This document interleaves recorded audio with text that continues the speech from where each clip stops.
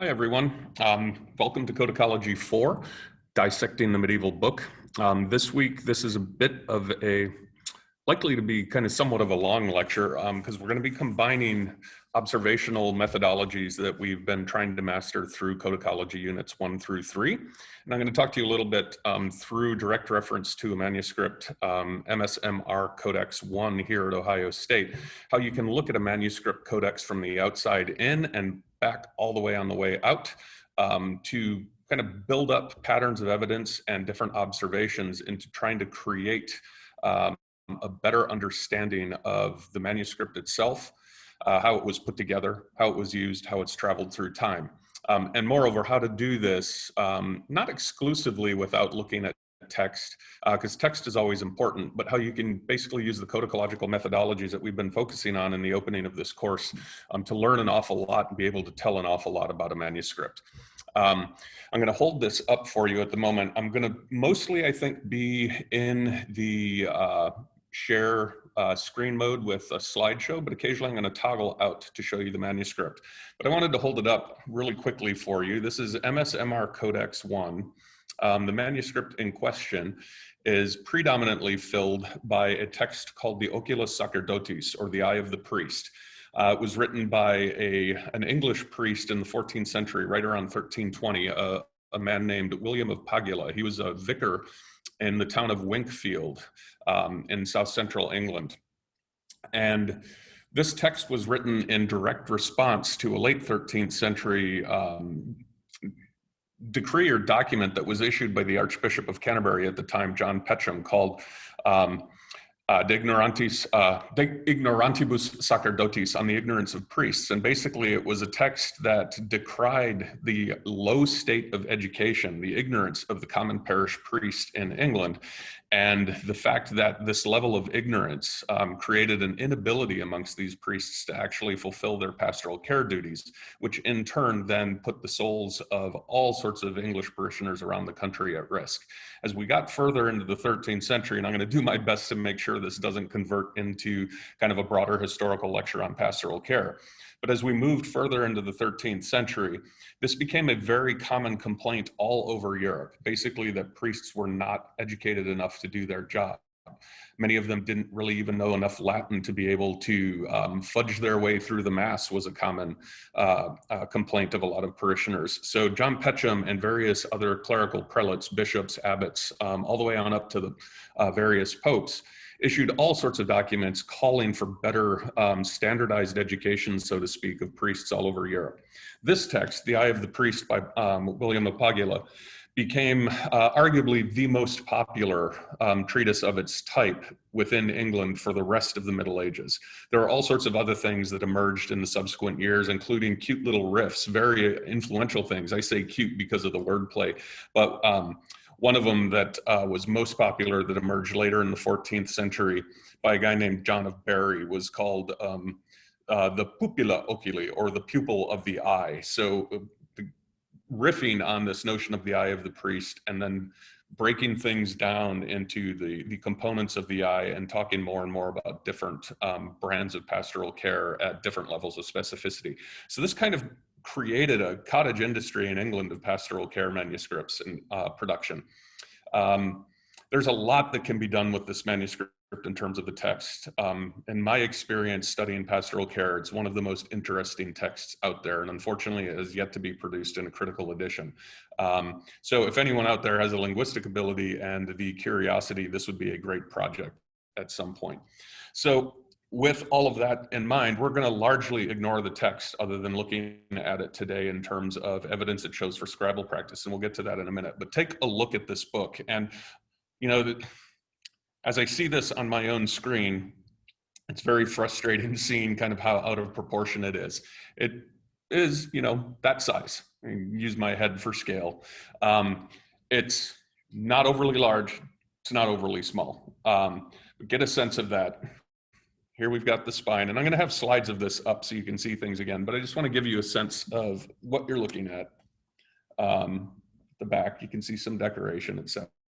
So with that in mind, let me start the actual PowerPoint here, and we'll work our way through this manuscript and show what we can see through kind of a whole series of combined observations.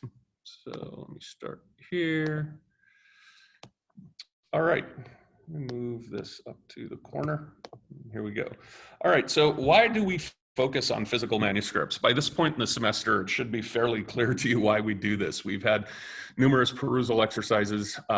We've had the in-person sessions, and Professor Lockett and I, during those sessions, have really harped on and on about the different qualities of manuscripts that you can see and how to interpret that evidence. Manuscripts predominantly, of course, the word script is in manuscript, it's embedded in that word. Manuscripts are vehicles for text. They're vehicles for meaning that is conveyed through written text. But one of the things that we really try to get across in this course is that a manuscript is more than just the sum of the words and sentences it encapsulates. This is so important, I believe, that I've written it out here for you, and I'm just going to continue reading it. Its physical qualities and appearance also serve as active texts of their own, subtext, so to speak, encompassing their own peculiar language of signs and symbols that tell us about circumstances and processes of the manuscript's production, the culture in which it was born and used, the people who made and read it, and the history of its use and transmission, not just in the Middle Ages and how it relates to other copies of that same manuscript and other potential users, but how it's been used and transmitted all the way down to the present. So for instance, I published an article on this manuscript that talks about my use of it in teaching, and that becomes part of this history of use and transmission. Like it was intended to be used in the Middle Ages as a teaching tool, it's serving as a teaching tool today, but it's shifted. So manuscripts are constantly evolving in terms of their patterns of importance and use, depending on local audiences and the needs of the people who are going to use them. So think about all of those things every time you look at a manuscript codex. The physical evidence that is embodied in that object can tell you so much about all sorts of things that reading the text is never going to be able to tell you all on its own. The other real big point I wanted to stress here on this slide, and again, I'll read this out. The codicological analysis of a manuscript is a progressive process of combining multiple independent yet ultimately related observations in order to build up a holistic understanding of its possible histories of production, use, and provenance. This is what we've been doing step by step through Codicology 1 through 3, breaking the physical manuscript up into components, the writing support. What is the quality of the parchment? What are the signs of damage and wear? What does that tell you about production and use? The page layout, the punctuation, the glossing, the correction practices, all of these things work together. They can be observed independently in order to make observations about patterns of use and production. But if you start to put all of those things together, you can really begin to say sophisticated things about a manuscript. So always think about the codicological analysis of the entire codex as a unit, as this built up progressive process. Everything you observe talks to everything else that you've observed. And then you can also build up all sorts of great comparative codicological analyses between one manuscript and another codex, the more and more of these things that you see. And this is where you start to gain that knowledge of all of the tricks of the trade, so to speak, that many of which I've mentioned throughout courses of lectures or in in-person sessions, such as like holding up a manuscript page and backlighting it. And if the pigment blue has a greenish tinge, learning that that is predominantly an English feature. All sorts of interesting little pieces like that. So let's dive into this manuscript. Let's dive into the Eye of the Priest here. So I've told you a little bit about what it is already, and I've got the author's name up there and the date. We've got the size, and again, 275 by 200 millimeters height and width, and then 45 millimeters, the thickness of the text block, or the inches that it compares to or equates to. That gives you precise information, but for a lot of people, that doesn't tell you a whole great amount of data or information when you just read it. A lot of us have trouble thinking about exactly what millimeters mean in the physical world. So this gives you a sense of the size. Now, when we think about the size is directly indicative in most cases of use, how it would have been used. So this size is kind of a Goldilocks size. I would say it's not too big, it's not too small, it's just right for individual use. So it resides somewhere between kind of a typical reference text, a large format reference text that you would expect to see in like an institutional library, but it's bigger than pocketbooks that would have been used more typically as private devotional objects. This is what we would probably classify in terms of printed book history, and when we get into formal definitions of kind of the appearance of a book and the construction of a book and the size of a book, it would be called a medium to, I would say, probably more a small-sized folio manuscript. So we've got a manuscript that is a bit portable. We've got a manuscript that isn't too big to manipulate, and it's not too small to become pesky in terms of manipulating or being able to read, say, really, really small text. Think about what this might mean for how it's being used and who's using it. But if we carry on looking at the external structure, the external qualities, these are the things you really focus on. Okay, it's a limp, well, really a semi-limp leather binding or parchment binding in this case, but it's been kind of treated and stained a dark color. So it kind of emulates the look of tanned leather. I'm not quite sure what the treatment was. I'm almost positive that it's a process of tanning rather than kind of pigment staining, but we'd have to do some chemical analysis just to make sure. It's bound on 4 supports, and if you look carefully at this picture, you'll see that those 4 supports are very close together. This is an interesting feature for this manuscript because by the time we get into the Gothic binding period, if you remember our lecture on binding, by the time you get into the later medieval period, the number of sewing stations or support stations tend to reduce. They tend to get smaller and are in direct proportion to the size of a manuscript. The logic here, again, is why put on too much binding for a manuscript that might not need it.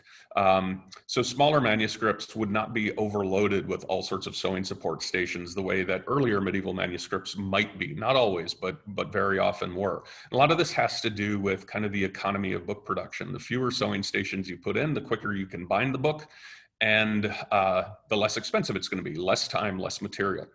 But this has 4 tightly spaced sewing supports. So what do you think that might indicate? Likely that indicates that this book was intended to be heavily used. Let's get a little redundant with this binding structure in order to provide better support. When we think about what the textual content is, it's a guide to parish priests on how to teach about the 7 sacraments and further advice on how to construct sermons, take confession, things like that. This is really daily bread and butter stuff for parish priests during this period. So when we think about that content and the textual content of this manuscript, we can very quickly see why a manuscript like this that's portable, very legible, and then full of information that a priest is probably going to have occasion to refer to, if not every day, pretty fairly regularly, why they might want to throw some extra sewing support onto this in order to help sustain heavy use. If you look very carefully, and it's really tough to see in this picture because it kind of, well, it's hard to see in person too, unless you hold it just right under raking light. But you can see little patterns of tooling, blind tooling and decoration. And I would focus really on the front cover, which is the side of the cover on the right of this image. You can kind of see these rectangular frames that are nested within each other. Each one of those frames consists of different tooled stamps and roll decorations. And we're going to return to that.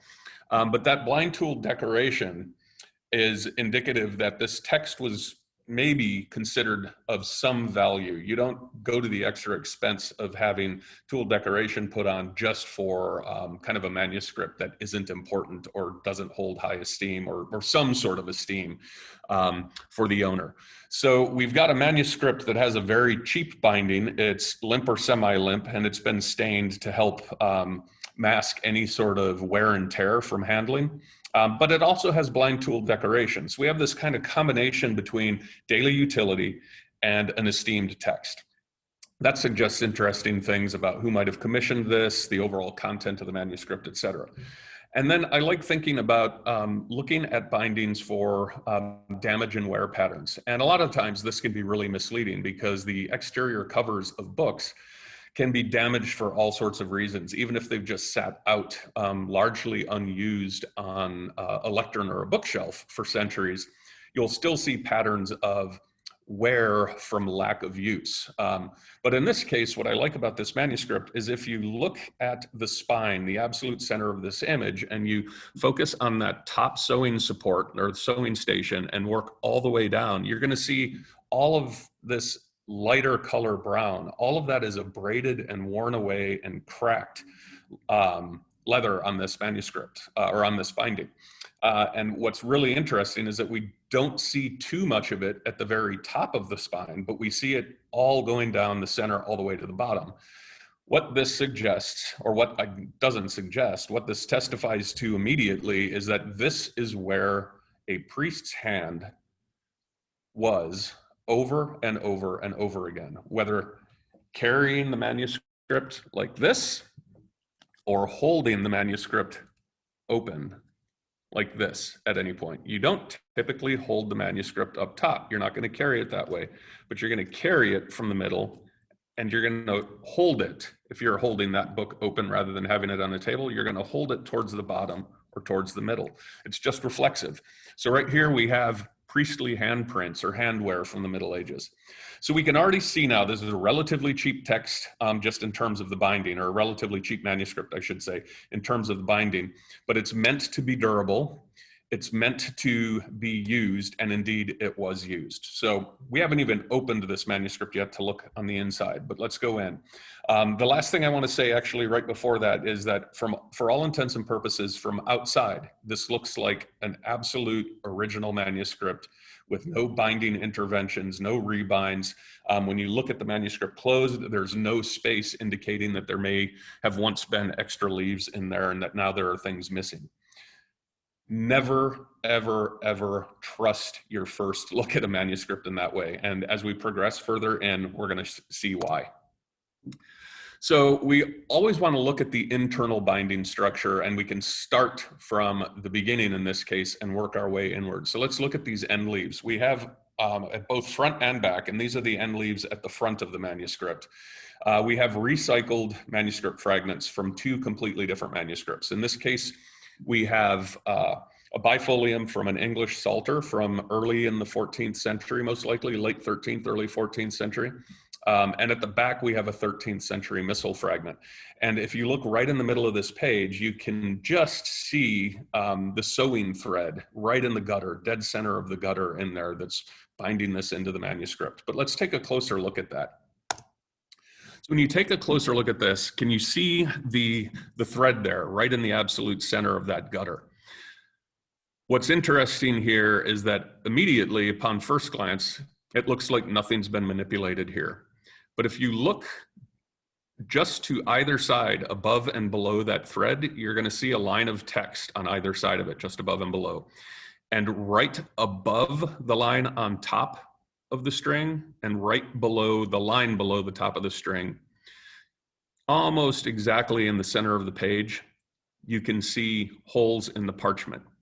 If you move to the right and focus on the line below the thread, if you move to the right all the way to that last word, you can see another hole. If you move to the left of that central hole in the line on the bottom of the, or underneath, immediately underneath the string, you can see another hole further on towards the left. Moreover, following the line of those holes, both above and below the original thread, or the current thread location, you can see these white stress marks that extend the length of that recycled leaf. What do you think that suggests?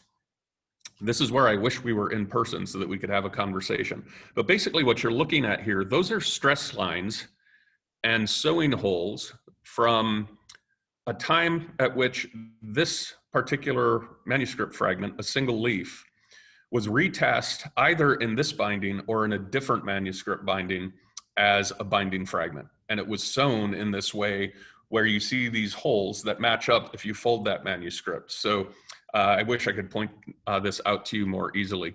But just take my word for it, and we'll look at this in the in-person sessions if you want to see it more clearly. But those white stress lines and those additional holes show that this was originally sewn into a binding, possibly this one, but maybe another manuscript at an earlier point in time. So what this immediately does is suggest to us that this binding might not be as pristine as we originally thought it would be, looking just at the outside. So if we move in, because we have to look for more evidence, you can see the internal binding, the quire sewing and superfluous sewing holes. So if you look here on the left image, you're going to see all of the thread working its way through the manuscript, through the centerfold there. And you can see these various holes in the manuscript where the thread is going in through the gutter. But if you look underneath that, you can see these they're darker holes. And if you look at the image on the right, I'm going to use the tip of this pencil.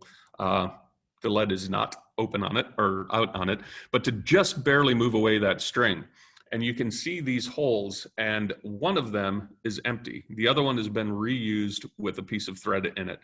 These are superfluous sewing holes. So this manuscript has been sewn at least twice, and probably only twice. The original time with the holes that aren't being used here, and the current time where you can see the holes, see the thread creating new holes through the center of the pages, or the center of the bifolia.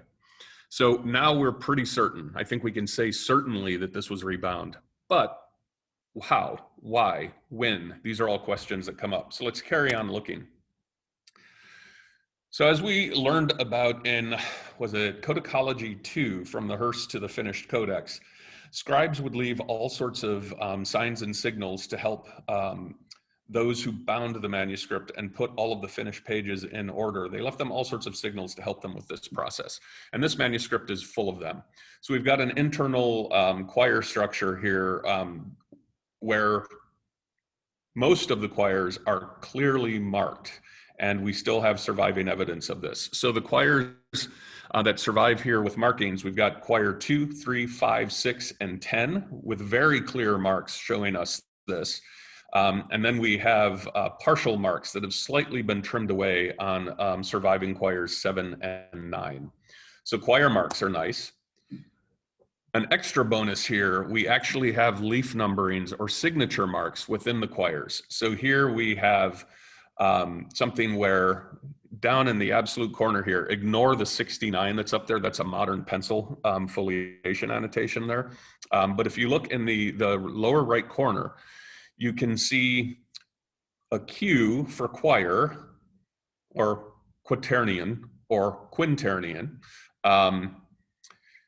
This actually isn't either a quaternion, which is 4 bifolia, or a quinternion of 5 bifolia, but either of those words often were used kind of just generically to describe a quire. As we'll learn in a few minutes, the quires that are in this manuscript are predominantly what are called sexternions, so quires consisting of 6 bifolia or 12 leaves. But what's important about this is that we have a quire mark showing, okay, here's a quire, and then 1, 2, 3, 4, 5 strokes after it. This is the 5th leaf within that quire. So we have quire marks numbering the quires. In many cases, we have leaf numbering giving us those leaf counts. And then we also have catchwords. And in most cases, these catchwords absolutely line up very, very nicely. But as we go through the manuscript, we quickly find evidence of a missing quire here. So if you look at the bottom left, or the image on the left, and look at the very bottom edge, you're going to see the catchwords that are in the top right image here. And then the top of, or the opening of the text on the immediately succeeding quire is in the bottom right image here. And you can see very, very clearly that these do not match up. So what's interesting here is that we have the end of quire 7 with these catchwords, the beginning of what looks to be quire 8, but is in reality actually quire 9. So this tells us right away and very clearly we're missing an entire quire of text here. From the outside, you can't tell that anything is missing here. There simply isn't enough space in the physical binding to allow for another quire to be in there. So now we have very, very clear evidence that this is a rebind. And chances are it was a rebind because the manuscript was falling apart, probably from overuse. And either this missing 8th quire was lost during the process of rebinding, or it was lost and destroyed prior to this being rebound. If that's the case and it was lost prior to the rebind, it's interesting in that it shows us that this text, even in an incomplete state, was important enough to go through the process and expense of getting it rebound. So this is incontrovertible evidence that it's been rebound, but there's also additional evidence that we can look at in here. So if we look at quire 1, actually it's quire 2, this is an error on here. Quire 1 is actually 2 bifolia, so a quire of 4 leaves. But if we look at the first quire of 12 leaves, which is technically quire 2, I'm sorry if this is confusing, we've got another mess up here. So follow through with me from left to right. What we're looking at here is a standard typical diagram of a book's or a manuscript's quire structure with all of the nested bifolia. So we have a complete quire of 12 leaves consisting of 6 pristine original bifolia. However, they're out of order. This would not happen normally. So we have folio 1, 2, and 3 are in order, but then it goes crazy. We have then folio 9, 6, 5, 8, 7, 4, 10, 11, 12. This is where being able to read the text comes in handy, because you'll quickly realize when you're looking at the text that these folios, when we get in towards the center of the quire, do not follow any sort of sensible textual order. So what happened here is we've got someone who during the rebind process had folios 1, 2, and 3 nested, or bifolia 1, 2, and 3 nested correctly, giving us 1, 2, 3, 10, 11, 12 as the proper ordering. They then accidentally flipped over the other bifolium. So we have 9 appearing where folio 4 should appear, and folio 4 appearing where folio 9 should appear. And then they misnested the next 2, the innermost 2 bifolia of the quire. So we should have had 5 and 8 prior to 6 and 7. So here we have a very careless piece of rebinding happening, and it's really exciting for codicologists like me to discover this kind of thing. Further evidence of binding irregularities, but I don't think this necessarily testifies to a rebind, but it can and does show that binding isn't always a clean process, and looking at the collation of a manuscript or counting it leaf by leaf and looking for that binding structure to create diagrams like this isn't always a clean process. And if you look at this, we'll see that we have, this is the final quire in the manuscript, and it would have been of 10 leaves or 5 bifolia. But we can see that folio, what would have been folio 10 in it, no longer exists. It was cut out, and it was probably cut out because they didn't need it. The text ends on the verso of folio 9. And other than that, it looks like it's a regular complete quire, just like in the last leaf. But if you look carefully, folios 1, 2, 3, 4, and 5 are all parts of what are called contiguous bifolia. So connected sheet or connected folios on one sheet. But then if we look at folios 6 and 7 and follow that through the diagram, folios 6 and 7 are what are called singletons. So they're individual pages of a manuscript or folios of a manuscript that have been tucked into the quire structure. And then in this case, each one of those has been glued in. And then we have the continuations of the bifolia, the second and third bifolia to give us folios 8 and 9. And then what would and should have been folio 10 has been cut away, the second half of the folio 1.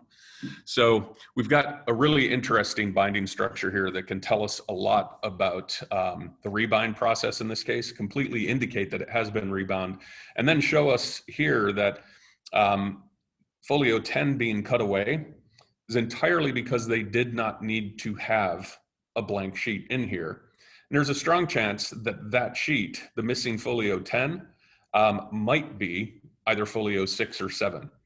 Parchment is valuable. You're not just going to leave in a random blank piece of parchment all the time. It does happen, but very often, especially in the case of books that are cheap, or in the case of people who are making their own books or commissioning books, they may want to save on that parchment. so a blank sheet can be cut out and retasked elsewhere. So conclusion here, this manuscript was definitely rebound. What you see in this top line is what's called a collational statement, where you see 1 superscript 4, 2 through 9, 12, 10 superscript 10, parenthetically minus 10. What that means is quire 1 in this manuscript consists of 4 folios. Quires 2 through 9 consist of 12 folios. Quire 10 would consist of 10 folios, but is lacking the 10th folio. So it gives us the structure. It allows us to see in this kind of mathematical simple equation, the physical construction of that manuscript. What the collation of the manuscript should have looked like, though, is just slightly different. We just need to insert that missing 8th quire. It would have looked like 1, 4, 2 through 10, 12, and then 11, 10, minus 10. I realize that this is a really quick kind of introduction to the idea of what collation is. This can be a really easy thing to do, but it is also maddeningly difficult sometimes to work out these collations. I would love to talk to any of you about this further if you're interested. And indeed, if you're going to do codicological analysis, manuscript cataloging, description, etc., you have to learn how to do this. And please ask me if you're interested. I'd love to talk to you more. So let's move on and consider some other elements of this manuscript now that we know that it's not kind of pristine and original. We can look at other characteristics of the manuscript to kind of get a sense of how expensive it would have been to produce, get an idea of whether it was a display copy or a use copy, things like that. So if we think about manuscript preparation, the quality and the condition of the parchment, for instance, we very clearly see a greasy yellowish tinge in this manuscript. And we see these follicle patterns. The follicle patterns here and that yellowish greasy tinge, 1, it tells us that the parchment wasn't prepared particularly well. 2, it tells us exactly what kind of animal this is. It is sheepskin. This is an interesting thing in terms of like a marker of geographic origin for this manuscript. It's not 100% that this would always be the case, but English manuscripts like this are almost, not, I wouldn't say always, but if you see sheepskin manuscripts like this, it's a pretty strong indication that it could be English or it could be very Northern European, Flemish, Northern French. So we've got sheepskin, we've got parchment that isn't particularly well prepared, and we have it being used anyway. Let's carry on. We see all sorts of holes. This manuscript is full of damage like this. These are only images of 3 of the countless folios in this manuscript that have large, small, and kind of built up split scar tissue and holes like you see in the image on the right, the multiple holes there. So again, we have something that is not, indicates that it's not particularly good parchment. Here's another example where we have scarring and repairs happening, or evidence of repairs, in this case on the drying frame, on the hearse during the parchment making process. But just beneath those tears that have been repaired or attempted to be repaired, you see really uneven looking skin. That is much thinner intact scar tissue that did not split. Very often in manuscripts, scribes would try to avoid writing on tissue like this because there's a strong chance that it's going to split and wear away over time. In this case, the scribe simply didn't care. Use as much of this cheap parchment as absolutely possible. Manuscript is also full of axilla area leaves and is full of neck and shoulder contours like this. It's rife throughout this manuscript. And we see all sorts of repairs that happen, in this case, not as part of the parchment production process or as natural damage and defect in terms of split scar tissue, but probably from handling and overuse or frequent use and careless handling. So what we see here in the bottom left and bottom right corners are repair jobs trying to close marginal tears that extend up towards the text. This is probably the product of very uncareful page turning. Another characteristic of this repair work is that it is really ham-fisted. This is the kind of stitching that you might see in a Frankenstein movie with Dr. Frankenstein, you know, sewing Frankenstein's head back on. We're not looking for aesthetic beauty here. This is not a professional plastic surgeon repairing this manuscript. This is an everyday user using what he had to hand. And in this case, it's relatively thick, really rough thread to just do a down and dirty job trying to hold this manuscript together. All of these physical pieces of evidence are telling us that utility and expense, or lack thereof, cheapness, were the most important things that went into the production of this manuscript with an eye towards its intended use. There is no ostentation here. This is all about utility. We can also see in the pricking and ruling patterns here more evidence that might testify to that. This pricking and ruling pattern is really, really rough. It's in your face, it's ham-fisted. Having said that, it's extremely effective. It does the job. It does everything it needs to do. But the pricking marks are extremely apparent. They weren't looking to mask these. They didn't trim them away. They didn't care about that. If you look at the image on the left, you're going to see really heavy and kind of uneven, halting, and in some cases erroneous ruling, especially if you look at the intercolumnar space. The inner column, or the inner ruled line for the second column, we see multiple attempts to actually rule that column. We see at the very top, we can see how it's been double lined. This is indicative of really rough and tumble, very fast paced ruling and laying out of the page. Again, they just wanted to get it done as quickly as possible, as cheaply as possible, and leave it for functionality. We can also see evidence of scribal practice with the guide words. So in the image on the top left, we can see in the margin De Fide Catholica, and then it's been underlined in red. And then we can see De Fide Catholica written in there, actually in the text block. In the lower image, we see the rubric De Scandalo, on scandal. And in the margin of that, we can see again, De Scandalo. In both cases, these guide words have been underlined in red. Now, I'm not certain if the scribe himself would have underlined that in red, or if the rubricator, which could indeed have been the scribe, went through after the fact to just kind of highlight that the rubrication has been done, perhaps, or to just serve, most likely, as a retasking of the guide words to help later readers, or if this was done, for instance, if this was created as an owner-produced manuscript, maybe it could have been put in there as potentially a reader's aid. So we've got the rubrics marking out new sections of text and giving us keywords and kind of summary titles for these sections, but we have the same information being reproduced in the margins. Just makes it a lot easier to read. We also have corrections that we can see. And in this case, this is a simple insertion correction. And it's done in the same hand as the main scribe who wrote this. In this case, we have a little caret that's inserting this note, and this marginal note on the right. And basically what that marginal note is providing is essentially either a section break or something of a footnote to a text that's been cited. I'm not quite sure which one yet. I haven't read this entire text.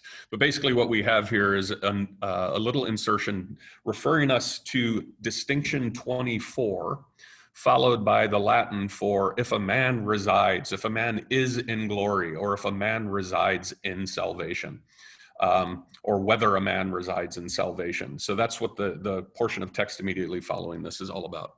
So manuscripts full of these kinds of corrections and insertions.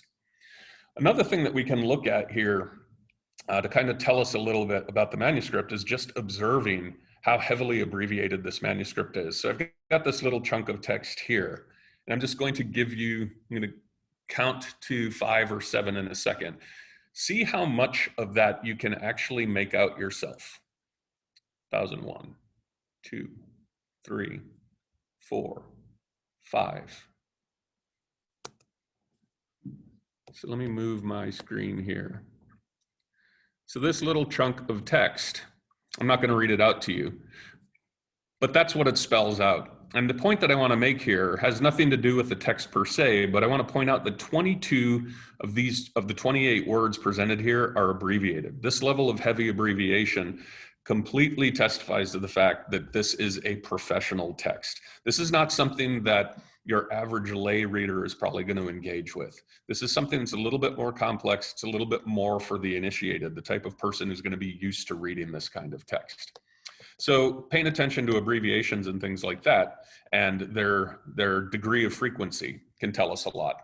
But also when we think about the use of the manuscript, we can look at the first quire, and this is the quire of 2 bifolia or 4 leaves. And this is done, and I'm pretty sure it was done after the fact, and was a subsidiary add-in to this manuscript, not as part of the original, or excuse me, as part of the rebinding process, but as part of the original codex. And really what we have here is a subject index, and it just knocks everything out. It gives us distinction numbers, etc., but it also refers us out to specific sections of the manuscript. Tying those together, the subject index with the actual main text block, we then have all in the red in the margins and upper and outer margins and inner margins. In this case, we have running titles, headings, all sorts of rubrication breaking apart the text, marginal summaries that tell us what's going on in particular portions of the text, and sectional titles. All of these things work together to help the eye navigate the page. And then in conjunction with that subject index that is on the first 4 folios of the manuscript, we can see that there was a real attempt made here to turn this text into something that would be easily usable by a professional reader.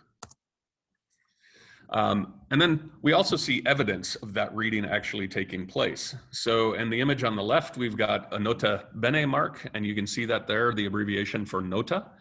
And then right after that, it says de confessione, on confession. And then if you look in, just to the right of that, you'll see text that's underlined in red, and that is the confession of sinners, is what that says. So that's giving us a nice little reader added signal of what we can find at this text. One of my favorite pieces of reader interaction with this manuscript is pictured on the right. And if you look at the lower exterior margin, you're going to see a homemade bookmark.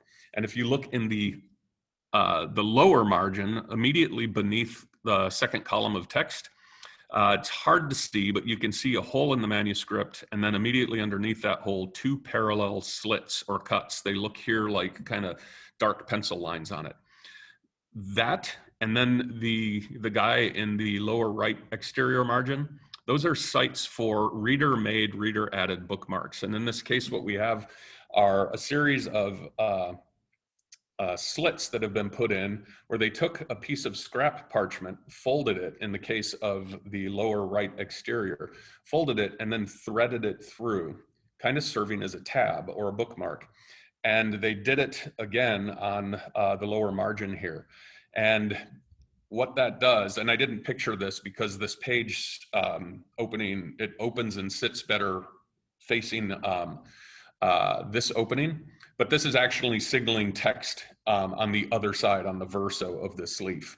I'll show it to you if you're interested when we have our in-person sessions.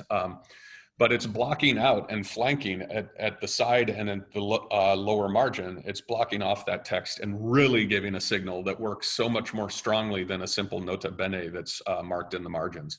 This creates a physical mark, and it creates a physical tool that the reader can actually use by grabbing the tab and opening immediately to that folio opening.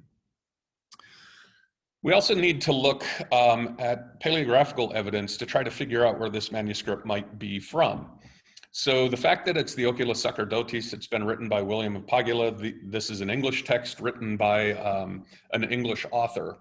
It doesn't necessarily mean that our copy of the manuscript, though, is from England. And we don't have a colophon that tells us where it was produced.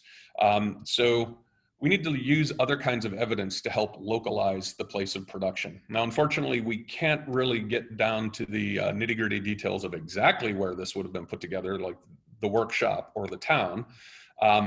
But the paleography here immediately tells us that this is English. This is a form of Gothic bookhand that developed specifically in England called Anglicana cursiva. And Anglicana script emerges beginning really late in the 13th century as a documentary hand or something used in legal documents. And over time, it is adapted for use in all sorts of different types of English book production and English manuscript production. So looking at this, and you're going to learn a little bit about this in the paleographical unit, so I'm not going to go over kind of specific markers that indicate that this is Anglicana, but the S's are particularly distinctive. The E's are particularly distinctive in this kind of script, as are the A's. This immediately screams out, I am from England. Another thing that can help us think about both early ownership and also place of production is looking, in this case, at the front fly leaves. Or, well, let's think about the fly leaves in general. I've already mentioned this, but the front and rear fly leaves, the recycled binding fragments, are both English manuscripts. They're in Latin, but the paleography clearly shows us that these are English as well. But more to the point, we have this reader-added addition on the fly leaf. And this also immediately tells us that it's English. Again, we have kind of elements of Anglicana working here in the shape of the E's, etc. It's a very, very quick, informal hand in this case. But the most important thing that tells us that this is an English manuscript is that the text is written in Middle English. This is fantastic. It's OSU's only Middle English manuscript. Monumentally difficult to get your hands on this in today's market. But this also testifies a bit to the provenance and use of this manuscript. What this text actually is a sermon exemplum. And I'm not going to read the whole thing out to you and go through all of it, but a sermon exemplum, what that is, a sermon example, it will be a useful moral example or story, a short story that is inserted into a sermon to do two things. Predominantly to inform and instruct the listener to the sermon, but also to entertain the listener of the sermon. And very often, these stories are very folksy. They're everyday. They give us a picture of everyday medieval concerns, etc.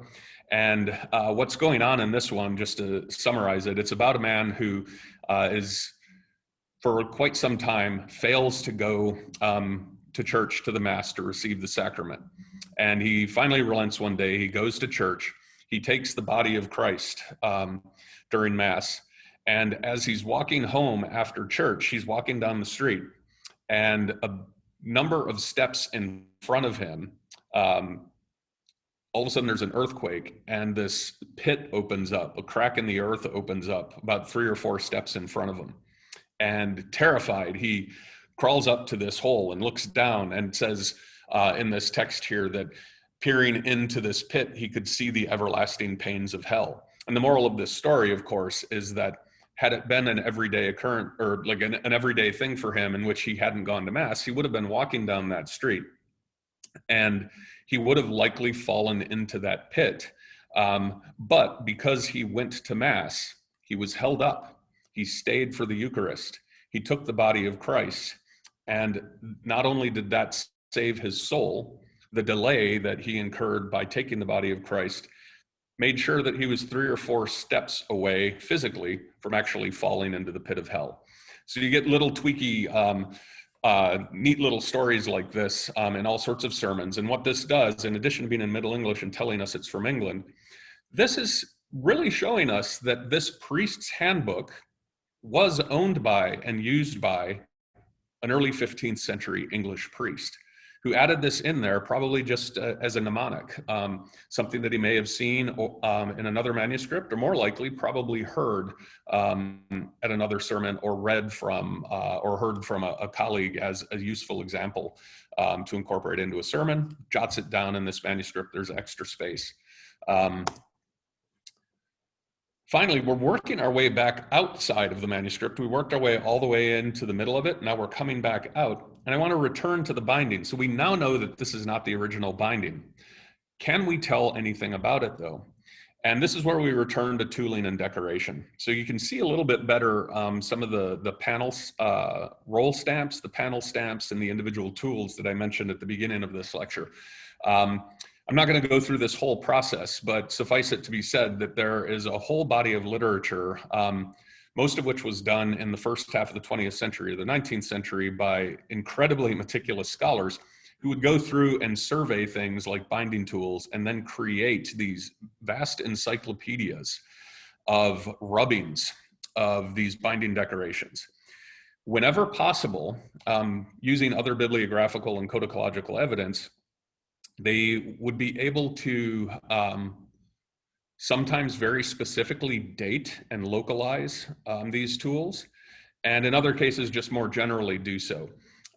In this case, I investigated some of these resources and was able to identify quite a few of the individual tools that were used to decorate this manuscript. And what that evidence shows me is that this binding was decorated and therefore likely put on this manuscript when it was rebound either in London or in Oxford.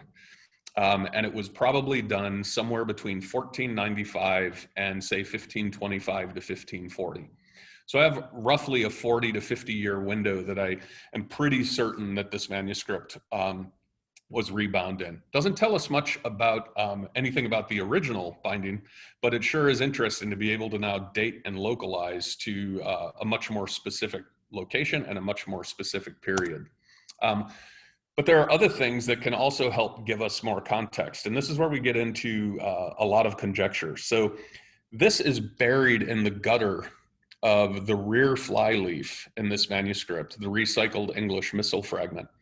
And if you just tease that stub away, you can see this late 13th, early 14th, not quite sure, the remains of this drawing of a guy sticking his tongue out, and there's a goofy little sheep's head beneath him.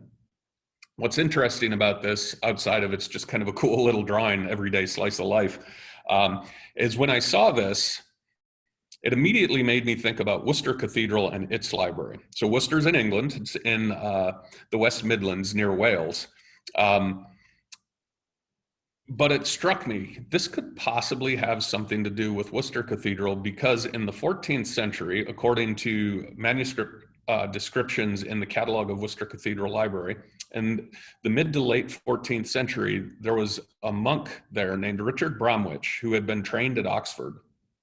And Richard Bromwich was known for drawing pictures of little monks, often sticking their tongues out in the margins and in the spare spaces of manuscripts that belonged to Worcester Cathedral.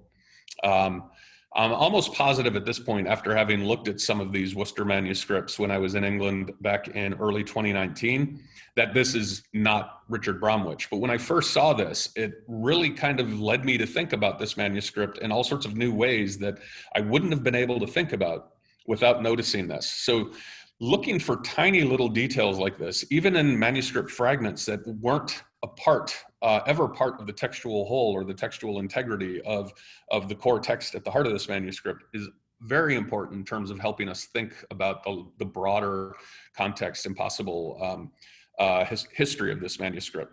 So seeing this and knowing that we've got at the front possibly a Worcester connection, but knowing that at the front we have a Psalter manuscript recycled, at the back we have a Missal manuscript recycled as binding supports.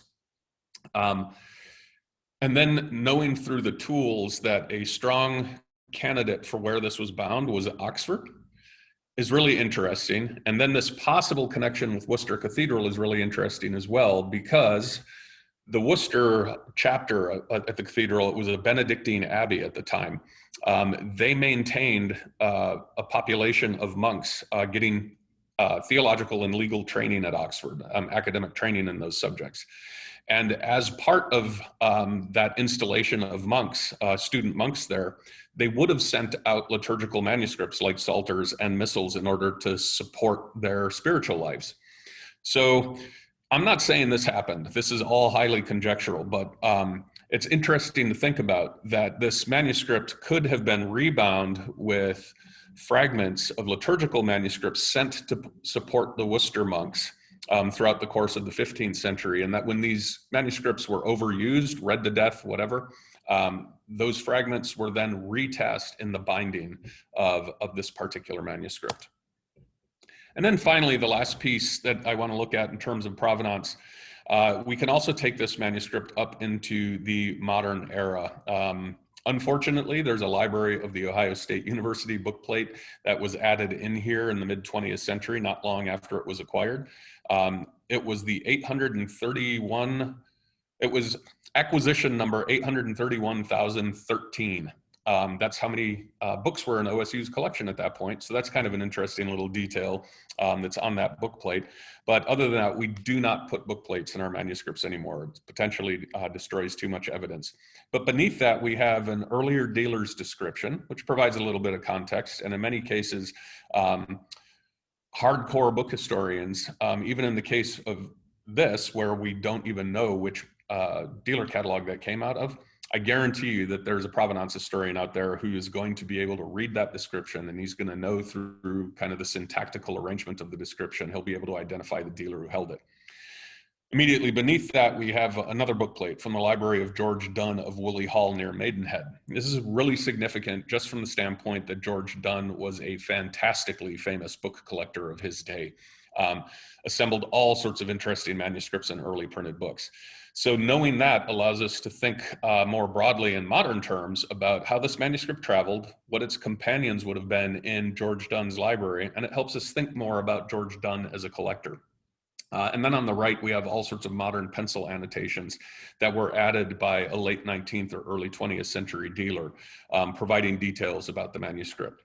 So we've worked our way from the outside all the way in and then back out. And we've learned a lot without even ever really looking at the text and what that textual content is to determine where the book is from or where the manuscript is from, how it was produced, how it was likely used, how it may have been used, and learning much more about its binding and successive generations of bindings that were on this.